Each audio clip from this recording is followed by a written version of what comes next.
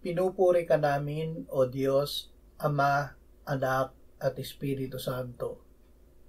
Salamat, Ama, na ibinigay mo sa amin si Jesus na iyong anak, na namatay para sa aming kasalanan, iyong muling binuhay, iniakyat at iniluklok sa iyong kanan sa langit. Salamat na ibinigay mo sa amin ang iyong banal na Espiritu, at sa pamamagitan niya ay ibinuhos mo ang iyong pag-ibig sa aming puso.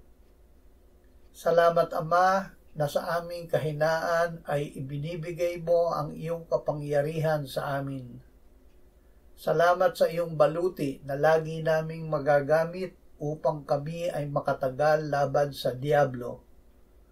O banal na Espiritu, palakasin mo ang aming pananampalataya na gawin ang lahat laban sa masama at manatiling nakatayo na matatag.